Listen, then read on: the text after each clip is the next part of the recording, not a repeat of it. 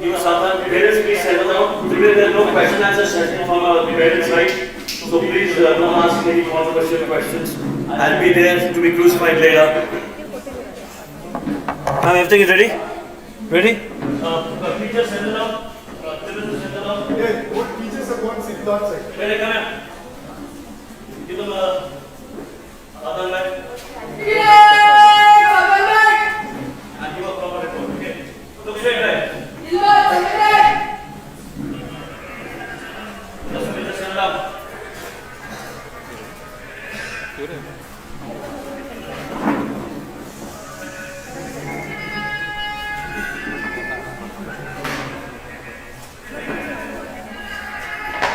जय श्रीमान पूरा परेड सबके सेशन के लिए हाजिर है जय श्रीमान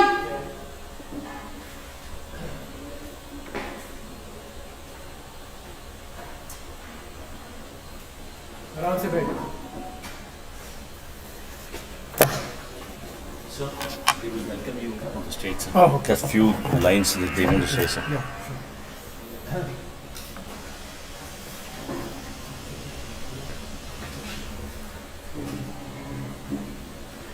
Good morning, everyone. It is an absolute honor to welcome you all to this highly anticipated interactive session with our esteemed guest, Air Marshal Ravi Burli, a distinguished officer of the Indian Air Force. Today, we have the incredible opportunity to hear firsthand about the challenges, victories, and experiences that come with serving in one of the most prestigious forces of our nation. Before we begin, on behalf of everyone present here, I request Cadet Rutvi SK to formally welcome this gathering. Rutvi, please.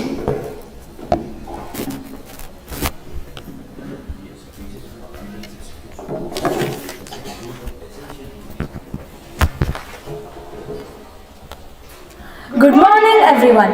It is my utmost honor and privilege to warmly welcome you all to this special interactive session with our esteemed guest, Air Marshal Ravi Burli from the prestigious Indian Air Force. Sir, we are truly grateful to have you with us today. Your presence is an inspiration. We eagerly look forward to gaining valuable insights from your vast experience and distinguished service to the nation. The Indian Air Force stands as a symbol of courage, discipline, and dedication. And we are excited to learn more about the challenges, triumphs, and values that define a life in uniform. Welcome you, sir.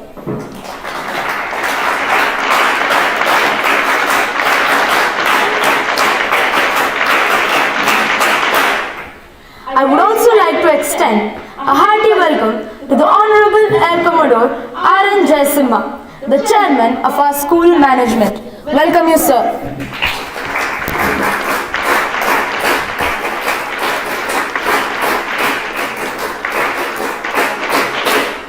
A very warm welcome to our respected director, Colonel I. Sudhir Chengappa, whose leadership and vision continue to inspire us all. Welcome you, sir.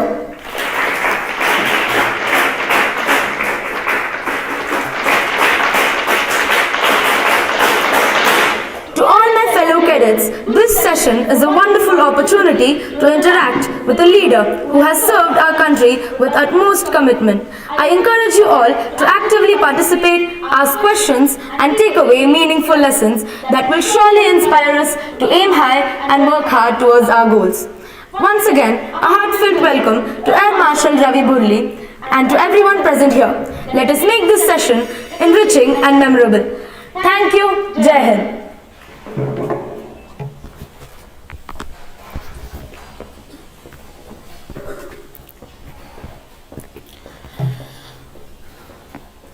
This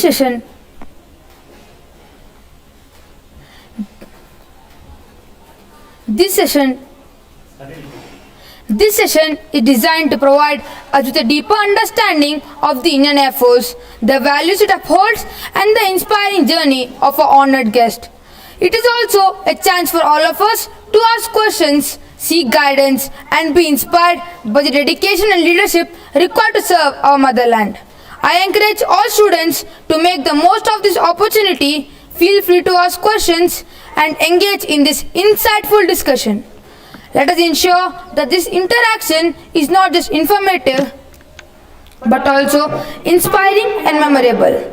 Without further ado, let us begin this exciting session. Sir, we would love to hear from you about a journey in the Indian Air Force and your valuable experiences. Sir, please.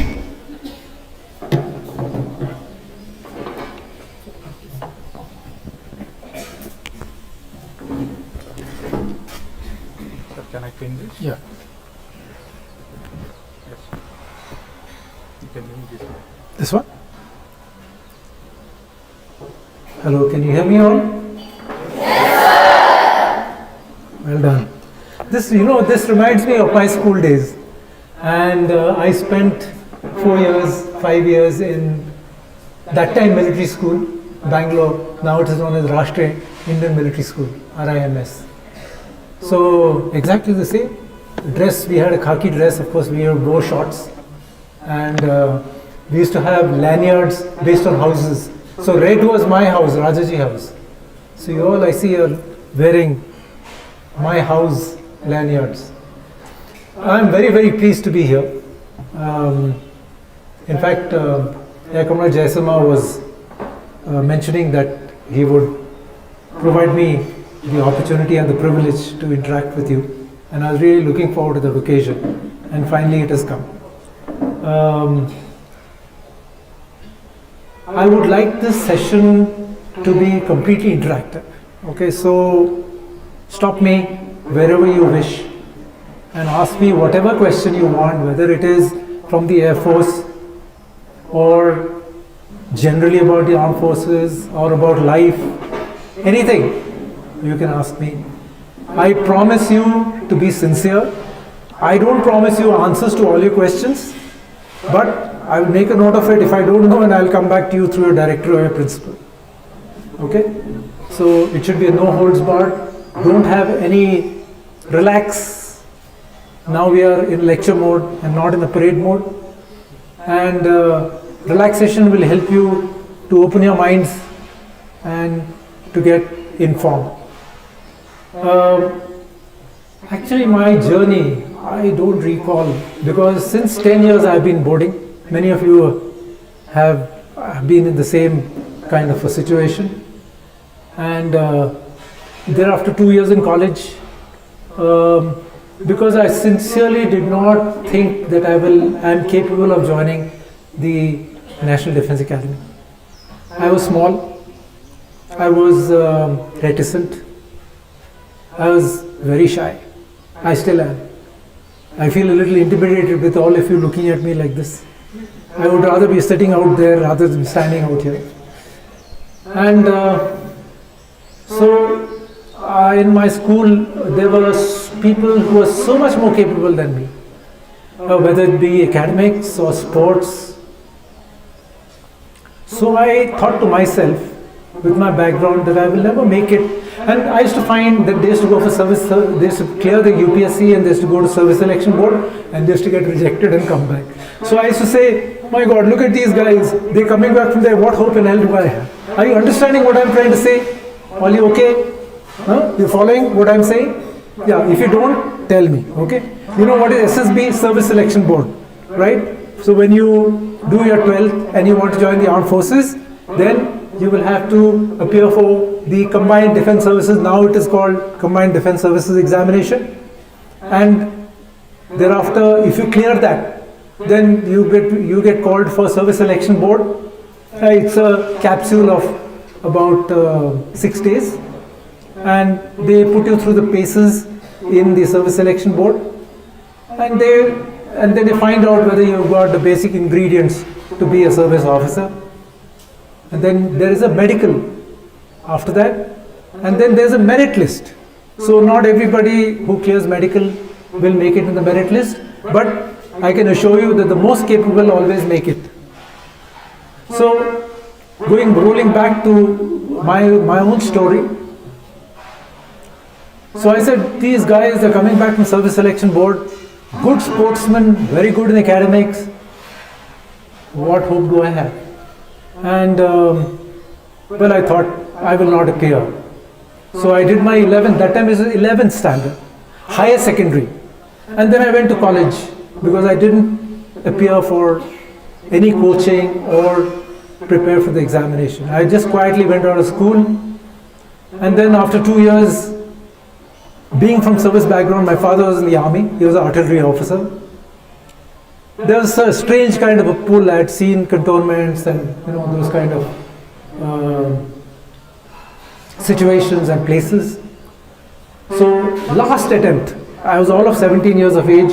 Last attempt I appeared, I just about made it, and I cleared everything in one go. And then I said that why didn't I appear for it when I was in school?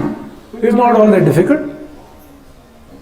And then one thing led to the other, and I landed up in NDA, 3 years out there, and did reasonably well. But I feel that my calling was always in the Air Force because I was fond of flying.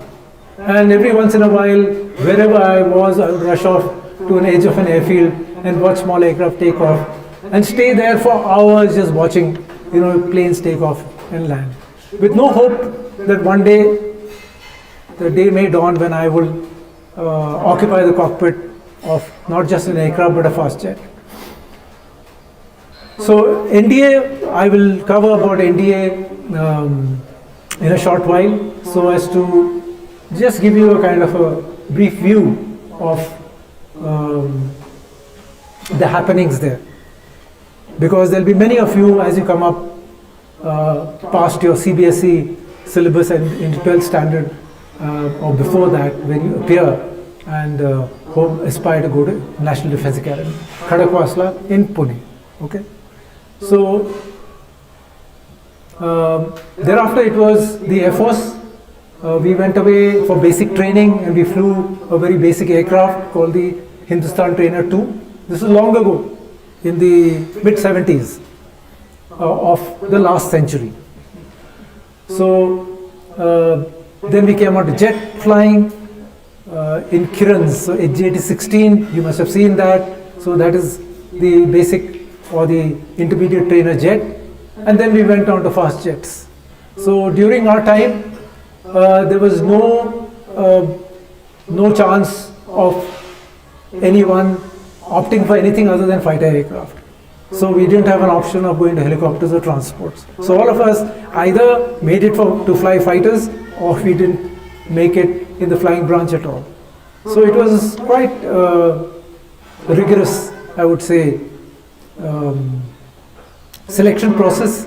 Nobody wants to fail at that level, so it was an extra pressure that mounts on you. And then of course it has always been a life of learning. Even the most operational pilot in the Air Force can never say that he has learnt everything. In fact, no one on the face of this earth can say that everything is under one's knowledge. So there is always scope for you to learn and continue that. So life itself is a constant process of learning. And the day you stop learning is the day that you stop to exist. So operational training was on an aircraft called Hunter. Once again, a single-seater fighter aircraft, both used for air combat as well as ground weapons delivery. And then from there I flew an indigenous aircraft called the HF-24, Hindustan Fighter 24, which was manufactured by Hindustan Aeronautics Limited. It is a very progressive aircraft, but unfortunately after some time it was boarded out. Thereafter I went on to the Jaguar. That has been my life.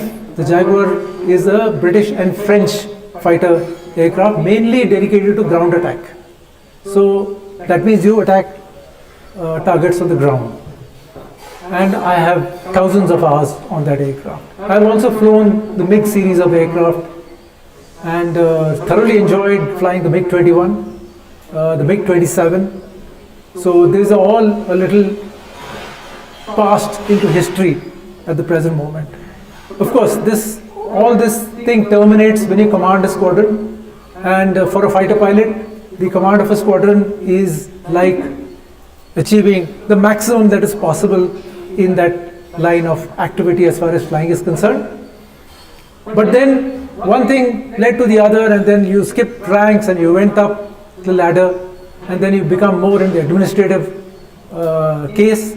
I'm also a fighter combat leader, a fighter strike leader, which means that you train pilots, you become a pilot who can lead formations into battle. And then, of course, a few of us were selected to train those people. Also, qualified flying instructor means that after some time you go and train basic flying. And wherever you are, you're an instructor. So you're an instructor in the air and on the ground. So you have to train both the people on the ground as well as in the air. And then in more senior ranks, more administrative, and then you go up the ladder. And the last command was Air Force Academy in Dundigal, where there was a new aircraft called the PC-7. The people who, the students among you, cadets amongst you who go to Air Force Academy will get to fly this beautiful aircraft. It's a turboprop called the PC-7. It's a Swiss aircraft, Pilatus PC-7. It's a very progressive aircraft, and I and my team there inducted the aircraft and operationalized it. So in brief, that is how I've done a few abroad tenures. I brought back Jaguars from the United Kingdom, hopping across several countries till we landed up in Ambala, which is our first base. And I've also done tenure as a defense attaché in Sweden. And these are a few on the side. But the swan song has always been flying. So that is as far as my life has been concerned. So I joined effectively, you can say, at 10 years, and I retired at 60 years. And now I'm 10 years retired from service. So I'm as good as a civilian. And when people give me an opportunity to speak about my career, I have to really scratch the surface to find out, what happened 10 years ago and, into my career, which spanned, well, you can say 50 years in uniform. Otherwise, a few words about a general sort of talk on National Defense Academy. As you would all know, some of you will aspire to go to National Defense Academy. I'm sure you're all in Sainik School. So, focus towards joining the military because you got the basic grounding is always going to be there, right? So, National Defense Academy is the first stop. It takes the youngest cadets into its fold. And if the school makes you competent boys and girls, educates you well, an institution like NDA transforms you into men and women capable of full service in mind and body to the nation. And then further institutions after National Defense Academy are the Air Force Academy, and for the Air Force, the Indian Military Academy for the Army, and the Naval Academy for the naval guys. And they are basically there to transform these men and women that you become in this basic institution into thorough professionals. And then go out into service so that nobody can cast evil eye upon our nation, guard its frontiers, guard its interiors, as it is increasingly happening over a period of time, so that so what we suffered in the hundreds of years of invasions, of colonization, of hegemony of some power over us does not exist, and then we are in a position to allow the country to plumb itself out from the depths that it found itself at the beginning of our independence. And we have done so much of work, and we do not want that to be effective. There is general notion that the armed forces means there is a threat or jeopardy to life.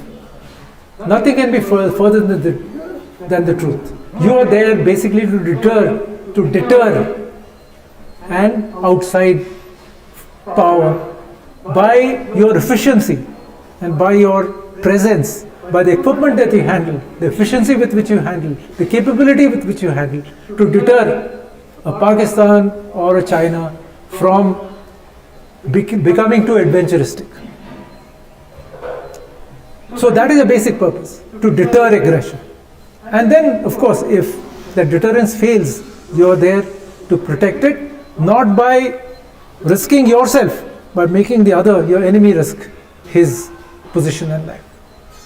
So I don't know, maybe you're all at 8th standard level, whether this really makes sense, but hopefully you will take a few phrases or sentences, a few takeaways in your minds and apply it when you further and join the military at a later stage in your life. So I was talking about National Defence Academy. So that is a place where you are really put through the grind. They all, remember, you have to go through a very rigorous process, as I have just recounted to you all, and both mentally and physically you are fully prepared to go into the respective academies after that. It is a lot of hard work, a lot of physical activity, academic, because at the end of the National Defence Academy you carry away a basic bachelor's either in science or arts. So there are two streams, one is called the technical and the non-technical, and the technical guys actually appear under Jawaharlal Nehru University, JNU in Delhi. You get the degree from there. And now in National Defence Academy, during my time there was no stipend that was given. Now NDA, I understand there is a stipend that is given to the cadets there. I know for sure the Air Force Academy, because I commanded it, that the cadets who come there, who for that 1.5 years, they get a very, very nice stipend. So it is attractive as well. So people will say, okay, we all are driven by the notion of patriotism and service to the nation, but you also have to survive. So I don't think anybody is lost to that particular idea, and over a period of time the government has made every effort to ensure that you're not only asked to serve the nation in whatever capacity, but you're also well provided for personally and also for your family. Okay, there are many programs, there are many facilities that are provided to you, and now with the director like Colonel Chengappa, and of course the chairman here himself has been an Air Force officer for very long standing, Air Commodore Jaisimha, you've got the basic feel for what a complete package of a person in service of the nation is. So it is nothing very flowery, but it is practical, it is down to earth, and it is a life very well lived. So in the National Defence Academy, it's only towards the 6th term, that is at the end of the 2.5 years. So it is a 3 years course that you begin to diversify or branch out into your respective services, Army, Navy and Air Force. And there is a little bit of specialized training, just to give you a feel for what you're going to be encountering subsequently in the respective services. Okay, let me see. So that basically is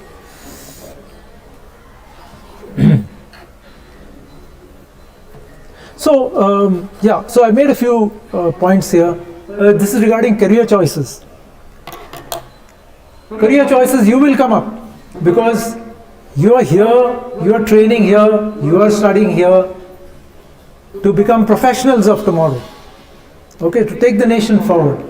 So you will have to make your career choices. There are mainstream choices, and of course you have your own inclinations. Every person that I see here, all around the world, we are 8 billion people in the world, each one is an individual, custom made by some supreme authority that we do not know, from where it all started and how it originated. But we are all individuals, so you all have your own likes and dislikes, you have your own inclinations. But if I were to advise you on career choices, subsequently of course this is going to come up later, even when you join the armed forces. You must have a scope, or you must make it a point to carry on with an aspect that you love the most. Like somebody would want to become a musician, somebody might want to become an artist, and I can see that all the basic ingredients of this is provided in schools like this. So that is why I say that you are all very, very privileged, that you can do that on the side. But there has to be a career choice that you must make, and that is left entirely up to you. But it does not mean that you make career choices under pressure or under a situation, that will sort of suppress your basic flair. So you may wish to keep that in mind in your later lives. Then this aspect about examinations. I don't know, when I was a student there were so many examinations. I believe they have reduced. So at every fold there was an examination. Even service, without joint service, so there won't be very much, of question papers thrown at you. But every once in a while there is something that happens. But you should not take this as something that amounts to pressure. Examinations are there, and for a better way as the best way, I would say, of assessing what you are capable of. Okay? So it should not be that, and there will be failures. In fact, life is strewn with failures. Ask me how many times I failed. And then you're trying to, sort of take your mark sheet and hide it and all from your parents, and all that is happening in your school days. And when you come up for professions, then failures could bring you down. But remember that when you succeed, or your road to success has to be paved with failures. Has to be paved with failures. Because if you go on succeeding, that is unnatural. So don't regard failures as something that is the end of the world, or is an event that is so traumatic that you lose focus on your objective. So you are now in a stage where a number of exams will require to be given. Just keep this in mind. Go about it in a systematic way. That is the best way. That's what I did all my life. I tried to go about things in a systematized way. I am a person of very average intelligence. I have no qualms in admitting that. In front of you, I consider all of you to be my friends. And there were instances when just prior to exam, you try to cram things. It doesn't work. If you were to systematically go over your subjects, your study periods, outside students do not have the benefit. They have to go back home, and if you don't have a suitable environment at home, then you will probably fritter away your time. Whereas out here, you sit in your classroom and you study period. Even I have gone through that because I was in a similar school as yours. So once you do that, you'll find that it is not a very difficult thing. Of course, the technique of appearing for exams, etc., your teachers are most well versed, and they will be able to advise you. But exams should not become a matter of pressure. And remember that percentages are there. I am given to understand by the director as well as the chairman that you all have very good results in your examinations here, which is a wonderful thing. But there will be a spectrum of results. There will be some 90%, there will be some 70%. All that must be taken in the stride. A 70% person who gets 70% should not feel that, is not capable enough and lead to pressure. And there is much strife that is caused to students and parents on account of this can be avoided. And one advice which I have confirmed myself and which I will give to you is, on the last day, Don't keep shuffling through books and trying to, get that one odd question you think is going to come in the exam, cramming or, trying to read out of turn.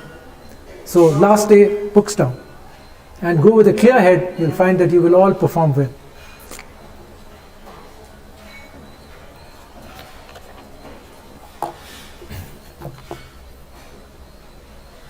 Right, now we all understand this aspect about the Constitution. Today is a Constitution Day, a Republic Day.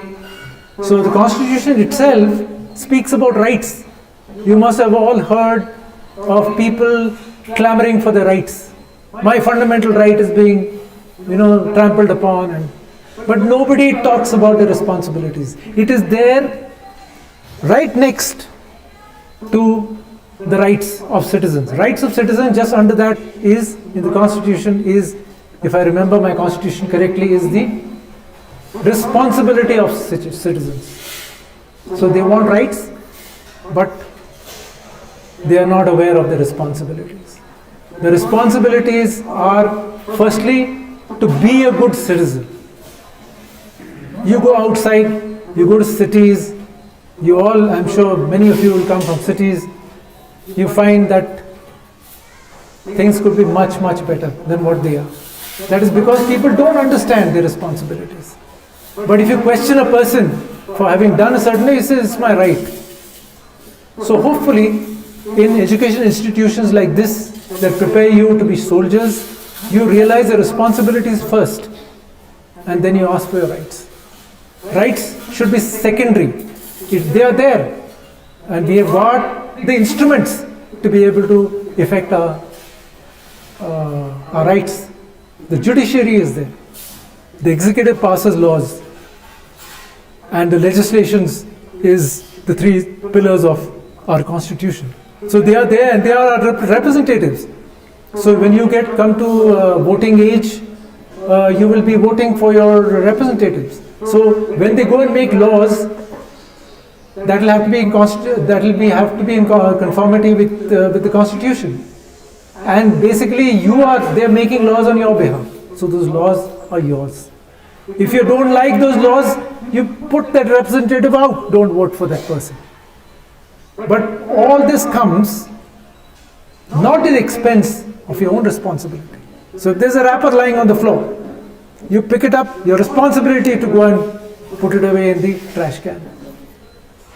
If there is a law that has been made that mandates the use of helmets, for example, for riding scooters, there is no reason why anybody should be riding without a helmet, even if he is going 100 yards. If there is seat belts, I am just giving you small instances. In cars, long journeys, passengers in the rear seat also are required to wear the seat belt, not only the driver and the co-passenger in front. Then you are obliged. It is your responsibility to ensure. Of course, the law is there to penalize you, but in a large country like ours, it's very difficult for the law to exact punishment, not punishment, but to exact some kind of some kind of return from an act that is against the law. So we all have to realize the responsibilities. People out, you students, when you go back to your homes and all, you should educate the others who don't have the privilege of sitting in these chairs towards that end. I'm just giving you some very basic examples that you may wish to carry with you.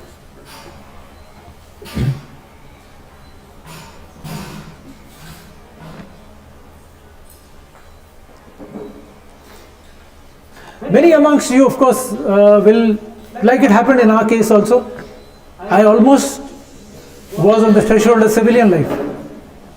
I was almost on the threshold of civilian life. So many of you will not join the armed forces at the end of it. So you carry the militarization that you have seen out here, not militarization, but a kind of a disciplined existence that you see out here into your outside environment and educate those people. So one person like you, should be responsible for ensuring there are at least 20 of a similar age group who are told what is right and what is wrong.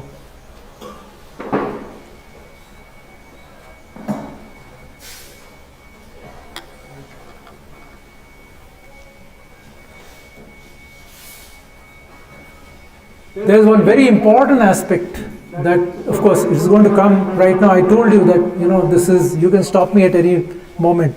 There can be no query, there can be no education, there can be no learning without query.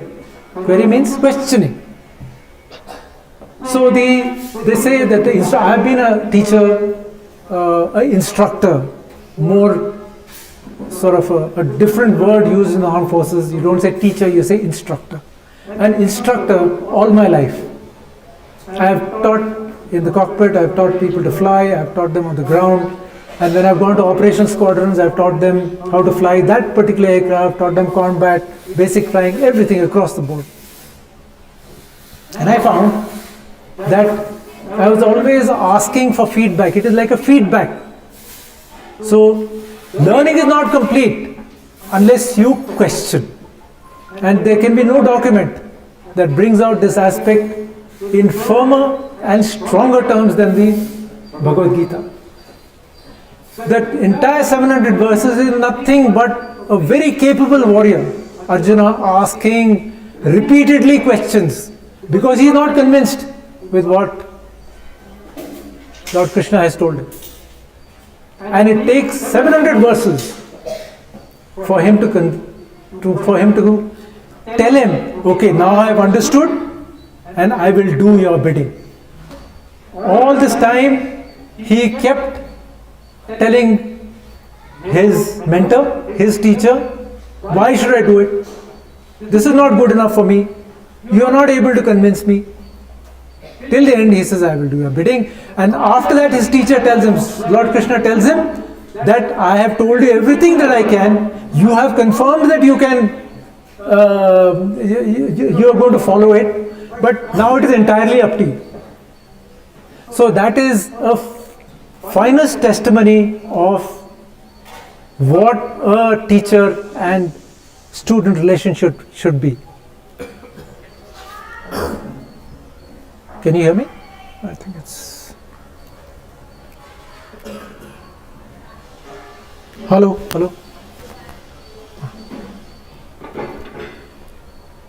So never stop questioning, and I would expect you all to question me also repeatedly and directly. I told you, no holds barred.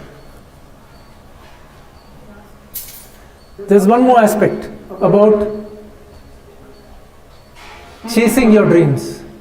You chase your dreams by all means. Whatever your dream is, become a service officer, join the civilian life as a doctor, engineer. Now, of course, as you know, there's so much more scope outside than we had during my time, during our time, I would say. But never chase money directly. So don't say that I am going to take, or don't believe that you're going to take up a job and immediately, you're only concerned about the financial merits of that particular profession. Because somewhere down the line, life is very strange that you will come up against the wall. Always follow your dreams, do your work so as to turn out a good performance. Improve yourself. Do good to the society around you. Do good to the force that you join, and you will find that success will follow. Not necessarily in terms of material wealth, but in terms of recognition. So both are there. Material as well as recognition should drive you ahead.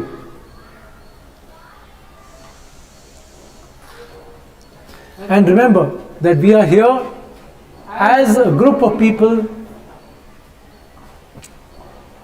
who have formed a nation. So were we a nation earlier? I don't know.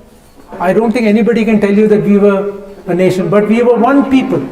Because if you look at the grassroots, this entire nation has been comprised of one kind of people, Maybe the political boundaries that we see today, India, the map, was not like this. It was ever changing. But we were one people.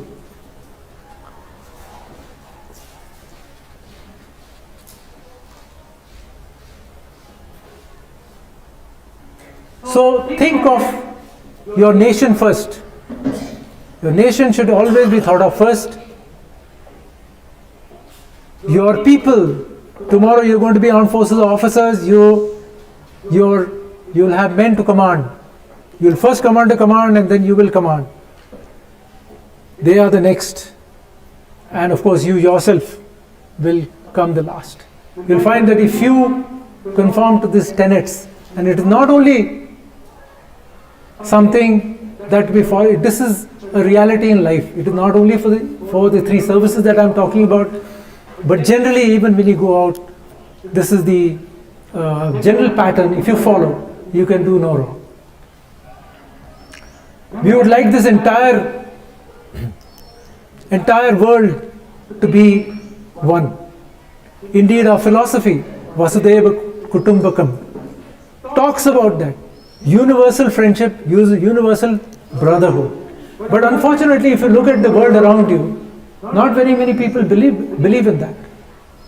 So till such time as humanity reaches a stage where we can, consider the whole world to be ours, we can restrict ourselves to at least being good Indians and work towards that.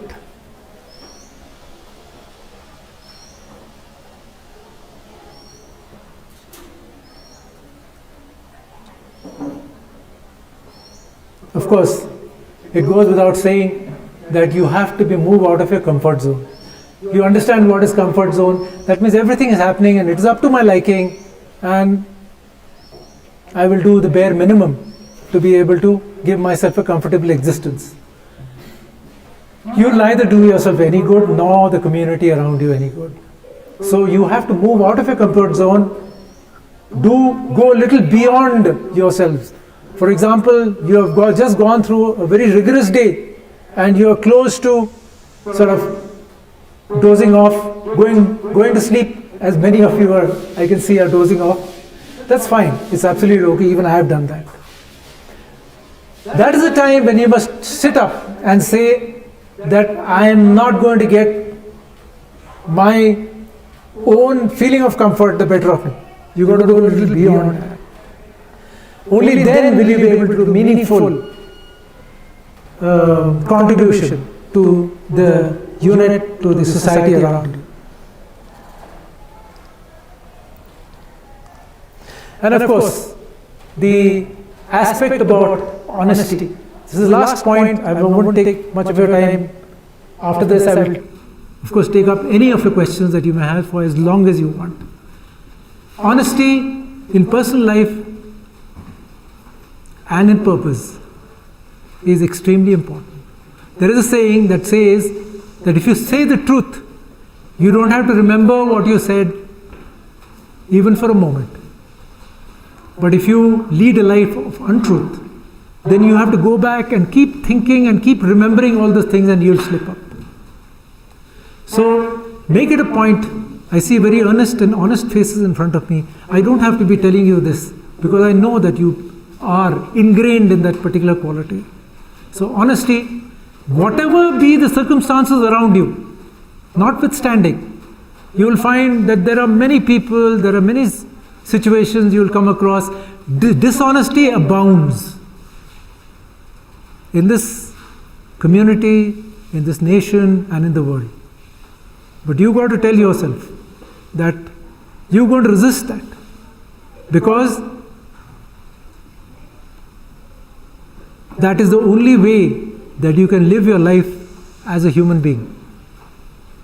You look at animals, they're naturally honest. It's only the human mind that can contemplate all these, machinations within itself and land up in situations of dishonesty. Dishonesty never pays. So there is a very fine quote. I don't know whether you learn Shakespeare. Are they taught Shakespeare, teachers? No? Okay. These are very simple words. It says, there is a play called Hamlet with Shakespeare. Some of you must have read. Yeah, I can see a couple of people nodding their heads about Hamlet. So basically, in that Hamlet, there is a senior person. He is one of the ministers in the royal court, and this is situation in Denmark, called Polonius, and he has a son called Laertes. He is brought up, and now Laertes is going away, like you are going to school, he is going away to higher education outside of Denmark to some place in UK or whatever, and he is advising his son on what all is to be done. So he tells him a number of things, and he brings it up with these few lines, and they have always been a driving force, at least in my life, and it reads like this. I quote, "And above all, to thine own self be true." That means you should be true to yourself.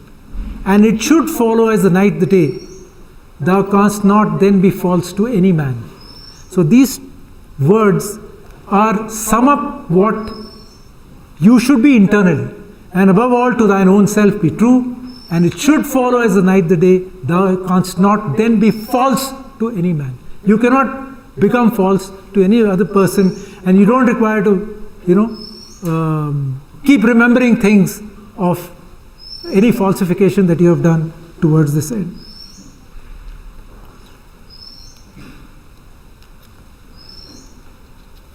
Of course, all this is very, very sort of official, maybe a little straitjacketing, serious. This is the age also to have fun. And fun, clean fun, contributes to the growth of a young man, woman. Not only when you are young, but also as you. But there's a time and space for all that. Don't forget that this is also part of life. It is part of growth. So have fun. And it should be clean fun. Make friends. The friendships that you make out here will hold you in very good stead in the years ahead. You will find that you will all lose track, and then when you come back, you're holding each other's collars and pulling. But that gives you a kind of a kinship that will help you to progress your own vision, your own involvement in the community and in the nation to a much higher level, because you know each other. Like in India, we made so many friends, and we used to take each other for granted, keep pulling each other's legs and all that. But now when we meet them during service, it was wonderful to interact with them, and so much got sorted out because they were our friends first. So many unsurmountable obstacles could be forded because you knew the other person and that person knew you. So there was no suspicion between us. So with that, I have finished. Last point about sports. Very important in the development of a young man and woman. So wherever I saw some very nice performances, other than the drill, the physical activity that you participated in, very high quality. So sports is a very essential part, and it is a part of that, you can say, a more kind of a disciplined, fun activity. It will contribute to your growth and arise within you the spirit of teamwork. Teamwork is essential. It is not only essential in the armed forces, it is essential everywhere. You've got to muster your team. You are all a team here, a large team of students towards a particular objective. So sports will come in very handy. So with this few points, I will conclude. And if you have any questions, please, any question at all. Yes, please, come. Jain? Yeah. From 8th standard, my question is that what was your proud moment during service? What was your proud moment during service? Yeah. Yeah, thank you. Please sit down. Actually, I don't remember a specific moment of pride. But every milestone that I achieved personally was very satisfying. And satisfaction, I've been a very down-to-earth kind of a person throughout my life. And just deriving satisfaction, not necessarily, that means having given my best and got a reward for that. I can quote instances when I first flew in the air in a glider, when I first flew in a propeller aircraft, when I first flew in a jet aircraft, when I got my wings. So these are all various stages during which I felt that I achieved something. And so those were series of moments of pride.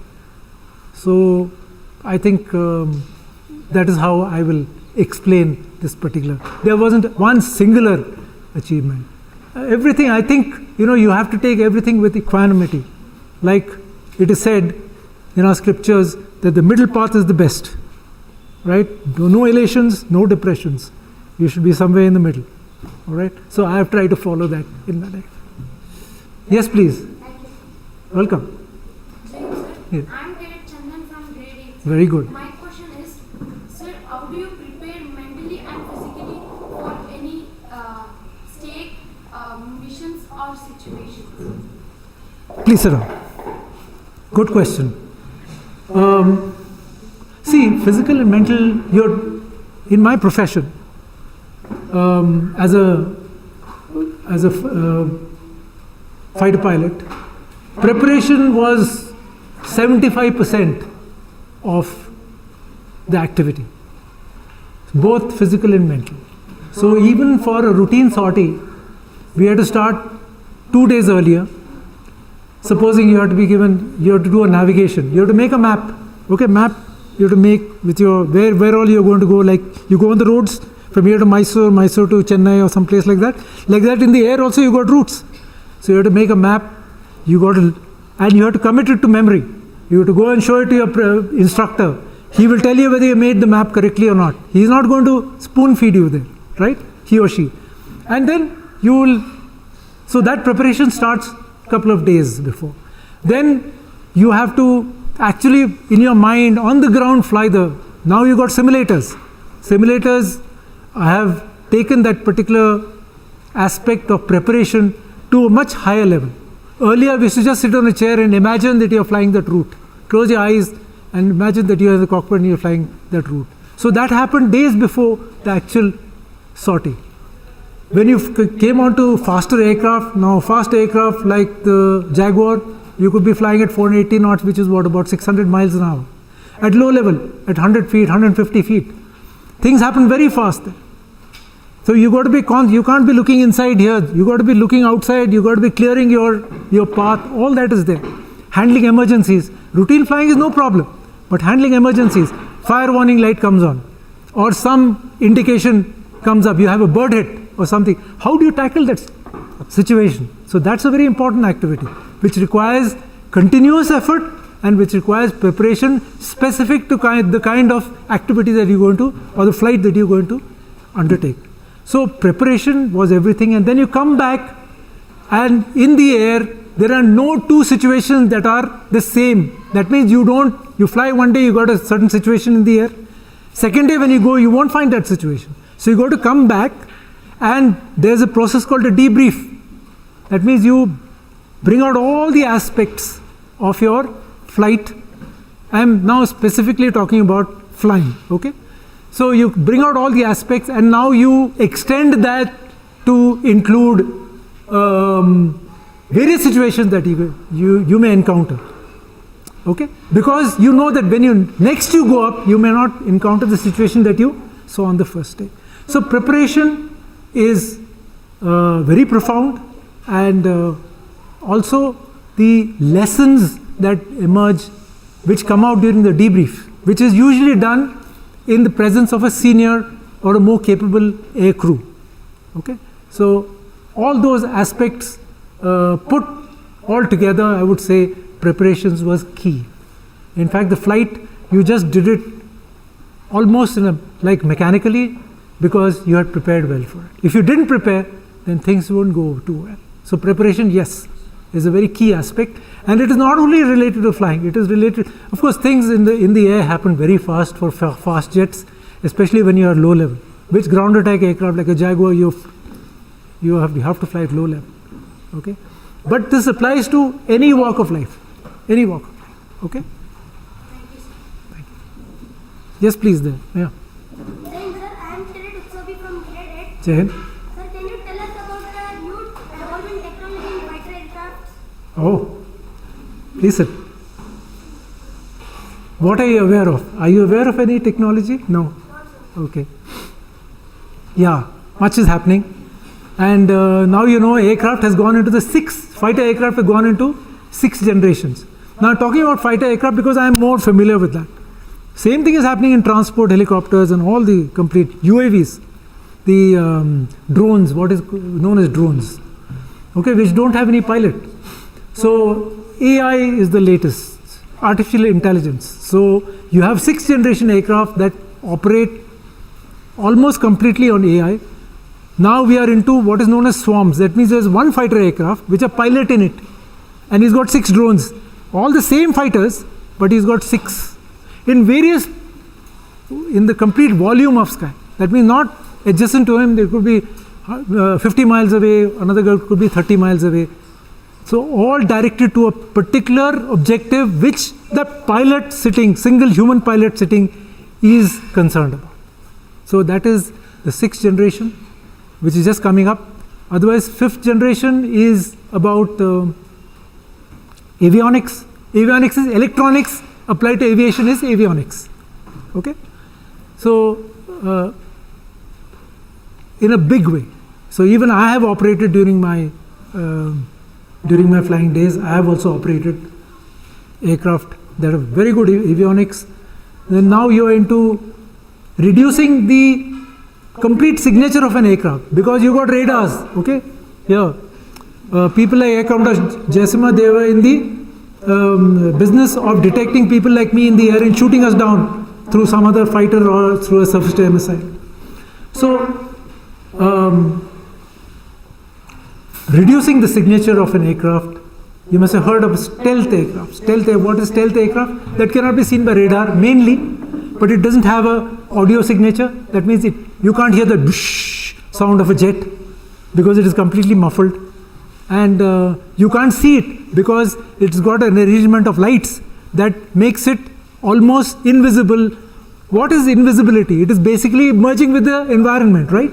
So whatever light is on top, it's got a system of lights, electrical lights below, which mimics the the light to the same level and now makes it invisible. Not completely invisible, but invisible to a very large extent. Okay, so these are some of the 5th generation, what is known as super cruise. Super cruise is to go very fast at altitude at high Mach numbers. High Mach numbers, speed of sound, much faster than speed of sound, 2-3 times the speed of sound, without the use of excessive power. How do you go fast in a car? You have to press the accelerator, right? So the car goes fast and the motorcycle goes fast. None of you should drive fast, okay? Very dangerous. In the air you can do it. If you become pilots, in the air there is no other traffic and all, you can do it. So you require what is known as reheat. Reheat is where you add more thrust to the engine so that the aircraft goes fast. But it makes a roar, huge sound. Those of you who operated close to airfields that operate fighter aircraft, it's nerve shattering, that kind of sound it makes. So that sound also, if it is making that sound 4 miles away, you can say, oh, there is a jet there. So you have to suppress that. So these are all aspects that are in 5th generation aircraft. I have already told you about 6th. So there are, in fact, any technology that comes out, for some reason finds immediate application in aviation. Immediate. And especially in fighter aviation. You will begin to, I don't know, maybe if I'm getting too technical, I'm trying to make it very, very simple so that it appeals to you. But if there is any other queries, please extend your question. Yes, the boy out there, girl out there. Yeah. Sure. And you'll do very well. When I was commandant in the Air Force Academy, there was a Kurki girl who was best in flying. We gave her best in flying because she outdid all the boys there. And there were just 4 or 5 of them. And now there are, initially a few years ago there were about 4 or 5, now there are tens of girls in the fighter cockpit. And they're even flying the latest, that is the Rafale. Have you heard of the Rafale jet? Rafale fighter? In transport helicopters, they've been there for a very long time. In the Air Force and like in the services, girls have been there. Now they are occupying and they're doing very well. Doing very well. So a lot of scope. No problem. Please join. Okay? The Air Force will promise to make you a fighter pilot. Yes, please. Yeah. Jain sir. Jain. I read Rookies of 7th standard. Yes. Sir, my question is that how many types of aircrafts have you flown throughout your career? Yeah, so please sit. Yeah, I have flown about 12 to 15 types. All the aircraft that were there in the inventory, fighter inventory, during my time in service, I have flown. I have also, in my senior ranks, flown a few which had been newly inducted, like the Sukhoi 30. And I have flown some helicopters also in my senior years. In my junior years, I couldn't have flown because there are very clear-cut streams in the Air Force, so you have to be a fighter, transport, or a helicopter pilot. Of course, there a little bit of interchangeability is there, but generally you just conform to your streams. During senior years, I was Air Marshal then, and I had a helicopter flight with me, so I flew helicopters also. Yes, please. Jai. Can you give a few tips to succeed in life for our generation? Any views? Few tips. Few tips. Yeah, please sit. Yeah, I think I covered most of those tips that I'm trying to give to you. The best tip that I can give you is be honest to yourself. It's all within you. Never underestimate yourself. Believe in yourself. That is the normal refrain, believe in yourself. Like you see all these cricketers. So I expressed myself, I believed in myself, and I did well. They are statements of fact, more routine coming from their lips, but that is a statement that will hold you in very good stead. Be honest to yourself and never underestimate. I just give you instances of my own life where I completely underestimated myself. And remember, the physiology and psychology, human physiology, psychology keep changing. Okay, nobody tells you that, but it keeps changing. And some people find their levels of competence a little later. So today you might feel a little, you're not doing that well in your class, or you're at the 70-80% level, whereas others are getting 90. Thirdly, you'll find there's something, we are all organisms, right? We all mentally, we are neurons, we are synapses, complex systems which keep changing. Maya. So we are part of that play of life called Maya. So never underestimate yourself. You are here on this earth for a duration of time. You must find a level, and your level is the highest. There is a very profound saying. It says that, or philosophy, it says that every individual is born with all the capability, all the knowledge that can ever be acquired in this world or wherever. It is just that it requires to be unlocked. A guru, a teacher is there mainly to unlock that. And most of the unlocking you do yourself, because the teacher cannot get into your brain and unlock. You have to unlock that because you understood what the teacher is telling. So be honest to yourself, believe in yourself. It's also like a sculptor. He sees a piece of stone, he doesn't see the stone, he sees the vigraha in that. The stone comes off and that thing emerges. Same thing with you. So you are all equally capable, in my opinion, equally. That means you are the best that nature has provided in terms of human beings. You just have to reach within yourself and find that level. And remember that there is an aspect called patience. You may not find it today, you will certainly find it tomorrow. Okay? So honesty, believe in yourself. 2 tips. Yeah, please. Jain Jain. And it's Preeti. So my question is that आपकी इतने साल के service में आपका memorable experience क्या था?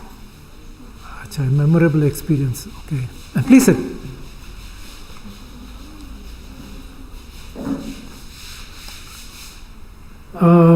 मैंने अभी बताया था आपको कि मेमोरेबल एक्सपीरियंसेस मेरे बहुत हैं. जो भी सतह पे मुझे सेल्फ सेटिस्फैक्शन मिला वो मेमोरेबल बन गया. But the most memorable I would say is when it was always my desire to fly a fighter aircraft. So when I entered the Hunter cockpit for the first time, and that was a true fighter aircraft, and went solo, that means when I flew the aircraft on my own, that was really memorable. Otherwise there will be so many of them. So really I don't think there should be any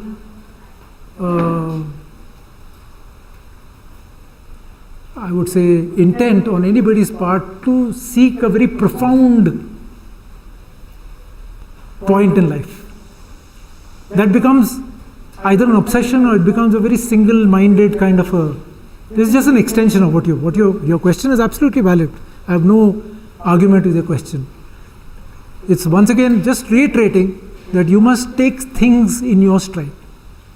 Okay, so if you make things too memorable, that means you're looking for some kind of a single-pointed success, which may not be what actually is the requirement. Okay, so you must look at things with both perspectives. So if you can walk with kings, nor lose the common touch. Okay, and treat those. If you can take victory and failure in your stride and treat those two imposters just the same. Have you got a copy of the poem called If by Rudyard Kipling? You should give them a copy.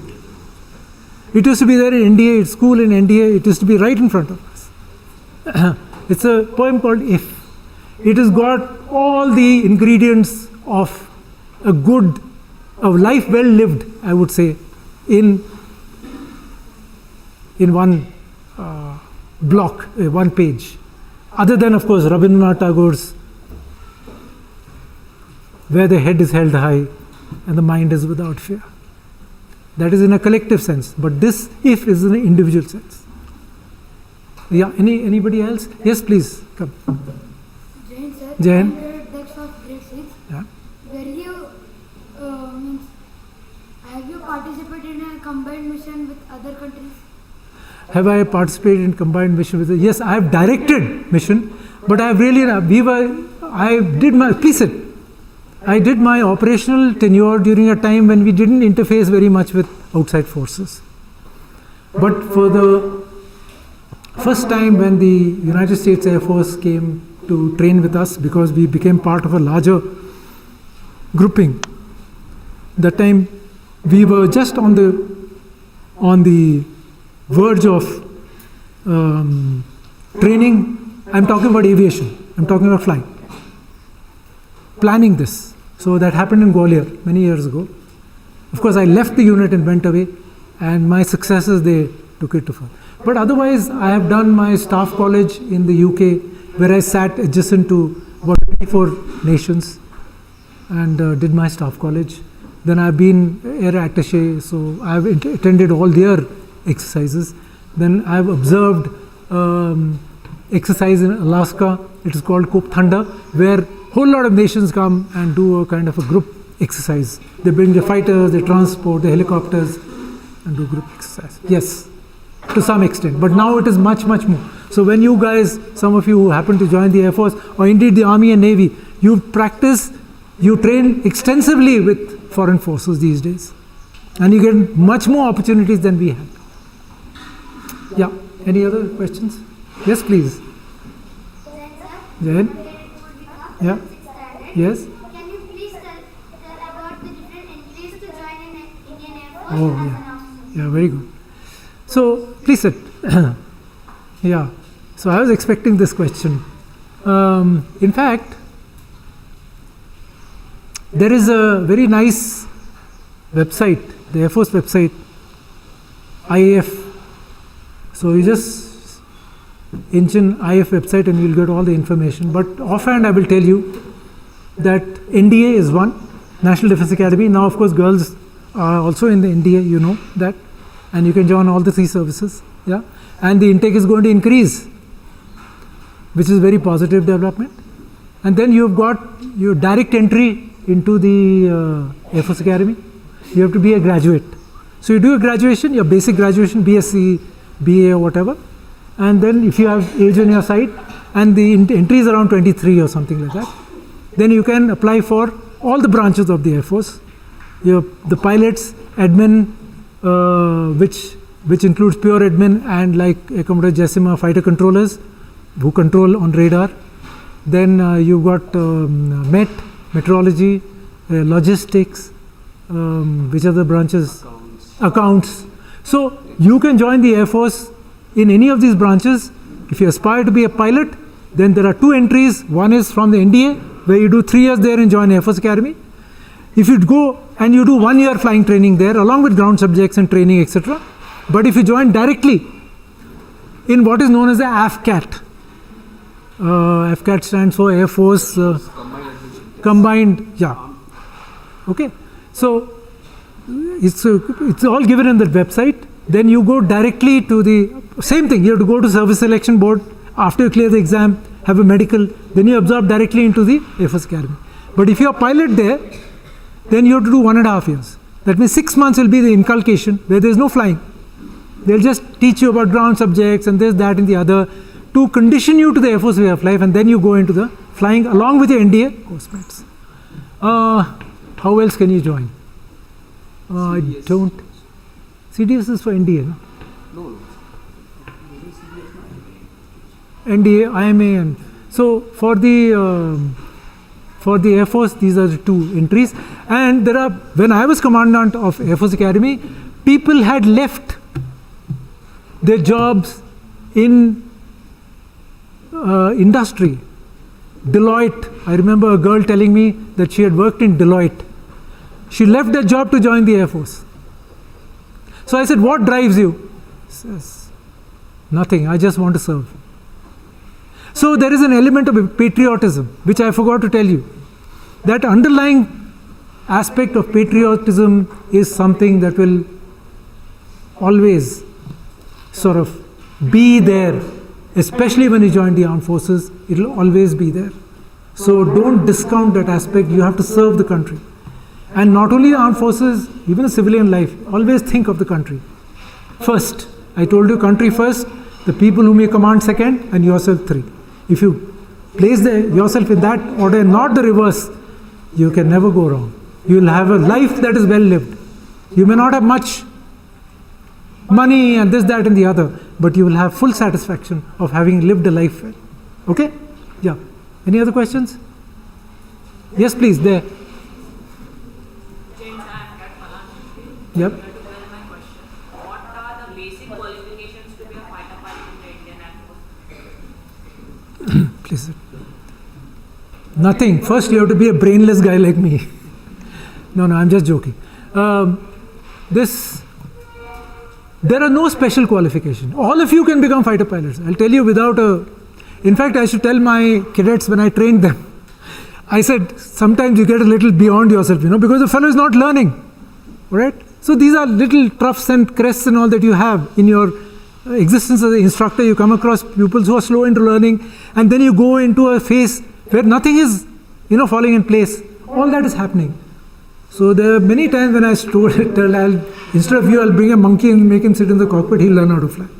So this is just sort of jesting with those people. So it is not very complicated at all. It's just a matter of conditioning. Okay, all of you are capable of becoming. It is also a space and time thing. You might not be in the right place at the right time. Okay? It is not nothing to do with the capability. Yes, there is what is known as a PABT, or Pilot Aptitude Battery Test, which tests you in your basics of reflexes and hand-eye coordination so that you are able to fly fast aircraft. And of course, there is a requirement for you to be medically fit. It is called a high performance medical. which is very mental as well as physical, very rigorous medical. So if you clear that, then there is no reason why anybody cannot be a fighter pilot. Yeah, okay, I will just answer it this way. Yeah. So anybody can. So there are no special qualifications other than these two. Okay? Yeah, next.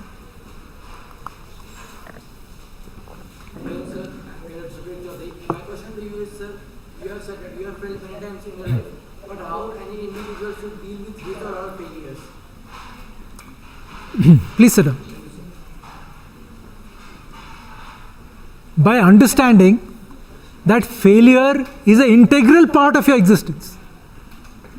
It is not failure, it is just a phase of life that you're going through. Failure is what you and I as human beings have made of it, given it a definition.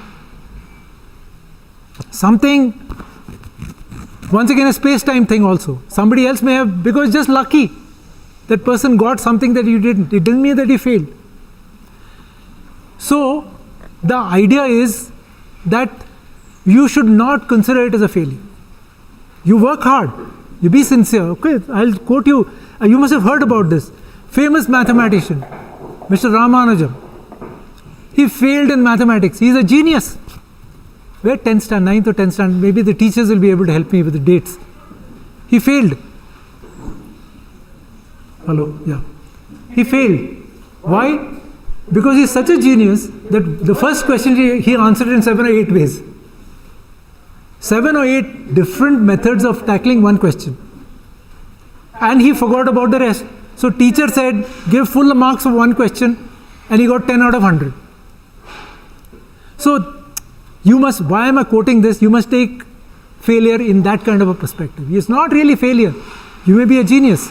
You see, most of the people, big people, Bill Gates, and who is that?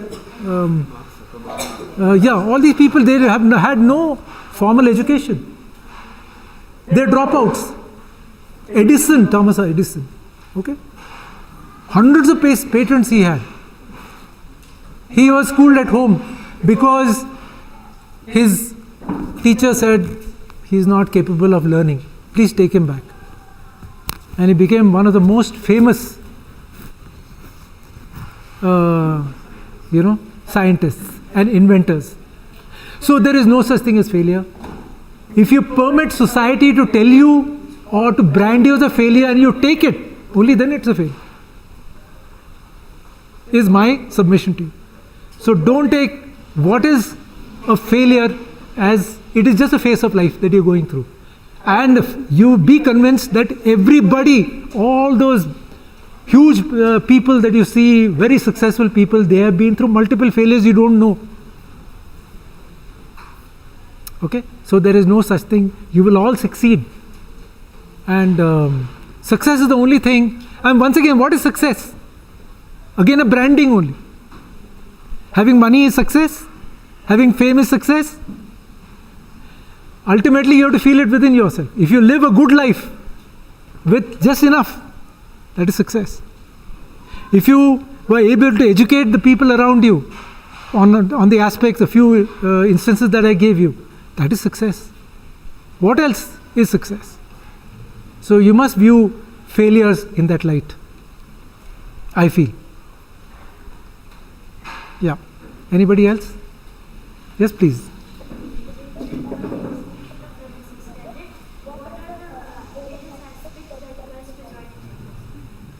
Aspects. No separate aspects.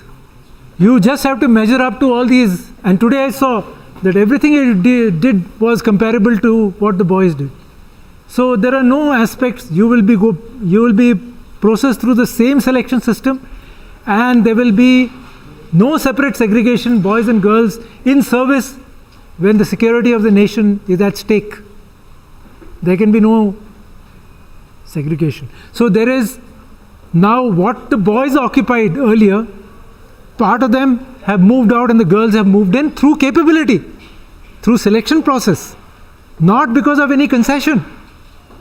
So you all have to measure up to the same this thing, and you're fully capable of it. I have seen so many girls, so many women officers in service exceptionally well. In fact, I commanded Air Force Station Hashimara, and I had 6 women officers with me, ranging from between flight lieutenant to wing commander. Exceptional officers, all of them. Once he told them, yeah, there were a few loose ends, like anybody will have. So I made them sit in front of me and told them, this is the place where you require correction. Immediately they corrected it. And they were assets. So there are no special requirements, and there is, for want of a better word, no quarter given for, or no special standing for women. And you will measure up, because in the security of the nation, especially, there is no compromises that can be made. So if you are firing a gun, you better fire it better than your male colleagues. If you are running a 10-mile race, you better run faster than them and in lesser time.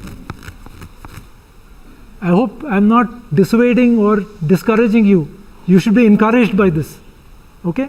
So you will be required to measure up to every standard that is given. And if you treat this in the outside world as well, then you will be certainly in that classic definition of success, you will be successful. Yeah. Any other questions? Yes, please. Yeah. Yes, young man.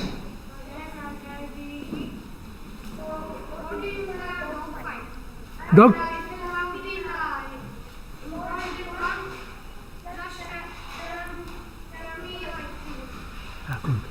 So dog fight, you see these dogs, when they fight, they try and go behind each other, right? So they seldom do this, they go for the rear.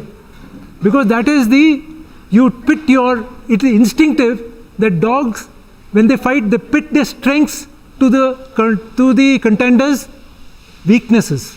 So the rear is a weakness. So as far as aerial combat is concerned, and your speeds are so high that you have to make your speeds match also before you pick out your adversary, okay, with guns or missiles or whatever. So that is called a dog fight, where you're trying to constantly get behind the other, for your adversary. Okay, so it can be a very complex process, and it's called air combat. So when you combat in the air, you have to get into a situation where, of course, now you've got systems that can fire head-on. You've got head-on missiles. So you're coming head-on with each other and you fire. Even that qualifies as a dogfight, but generally a classic definition is where you're going round and round in circles trying to get behind each other and shoot the adversary out of the sky so that he's not a threat to you. Yeah. Any other questions? Anything else? Oh, have I been involved in dogfight? That has been my organization called TACD, Tactics in Air Combat Development Establishment. That has been my constant companion. Fighting in the air, training people, learning myself, training other people. Okay? Yeah. So, lot of experience there. In variety of aircraft, in variety of situations. Not one of them is identical to the other. So the briefings and the debriefings, as I just spoke about, are very extensive, especially the debrief, because you got to take it to illogical conclusion, not illogical, but logical, extended to a very high level, so that you are able to comprehend the entire picture that you may never come across in another mission in your life. Yeah. Yes, young man. Sir, what does the term aviation mean? Please sit. Aviation means anything to do with the air. Avia is air. So anything to do with the air is aviation. A medium aircraft object that flies through the medium of the air is called on its own volition is called an aircraft. So that is aviation. And just extend it a little further, man is not meant to fly. Otherwise, God would have given us wings, right? So we are doing a very unnatural activity. So there is one of the rigors of flying is to come to terms with being in the air. Because your orientation is based upon the fact that your feet are on the ground. All your balance features and all located in the ears, all are structured. Your vision is all structured to being on the ground. But man, as usual, a human being wants to fly. because he sees birds are flying. So now he invents a thing called the aircraft and try to adapt to that. So there are many rigors in doing what is basically an unnatural activity, and that is flying. Okay, so anything connected with flying is aviation. Aviation industry, we call it. Anything to do with flying, right? Yeah, do we have time to take on more questions? Or? Thank you, gentlemen. Correct. No questions. Thank you all very much. I truly enjoyed my interaction with you. I can't tell you how pleased I am to be here amongst you all. And I look forward to any other opportunity. Also, I am in Bangalore. If you got any questions and all, Aircommander Jessima has my phone number. You just ring me up at any time and clarify on anything. I'm more than happy. I've been an instructor, I told you, all my life. And I've also been teaching recently. I've just quit that job. So aviation, I can tell you straightforward, but anything else you want to share with me also, I'm available. Consider me as your friend for life. Thank you all very much. God bless you and all success.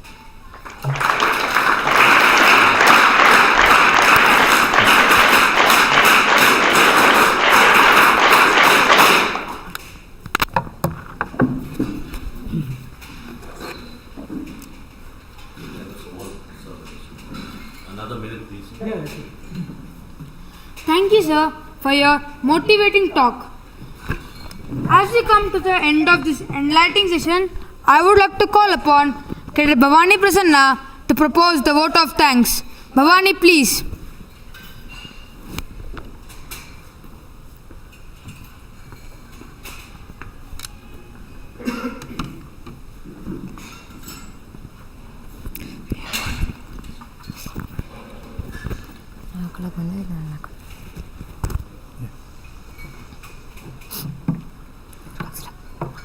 Good morning, everyone. On behalf of all of us, I, Cadet Bhavani Prasanna, would like to extend our heartfelt gratitude to Air Marshal Ravi Burli for taking the time to be with us today and sharing such valuable insights. Sir, your words have truly inspired us, and your experiences have given us a deeper understanding of the dedication, discipline, and courage required to serve in the Indian Air Force.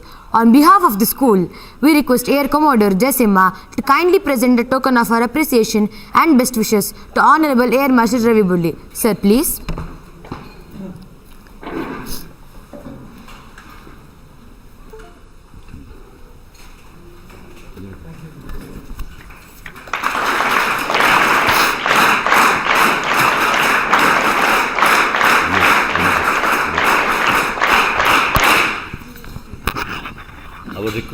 I would request Bhavani, Cadet Bhavani, to make a small token of our appreciation to Jessima sir. Go ahead. Take it.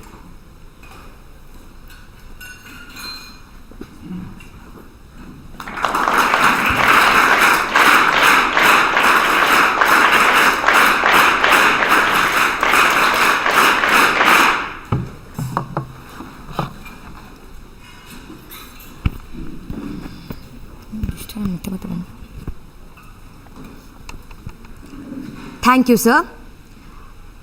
I would also like to thank our director, Colonel I. Sudhir Changappa, for guiding us with his experiences. My bouquet of thanks to all SUIM family members for making this session possible, and of course, my fellow students for their enthusiastic participation. Let us carry forward the lessons we learned today and strive for excellence in all that we do. Thank you once again, sir, for your time and guidance. Jai Hind.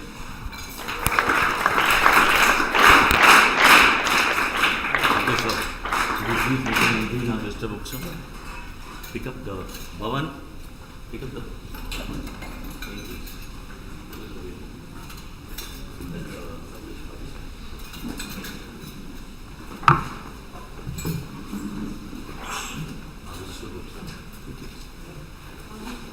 You started.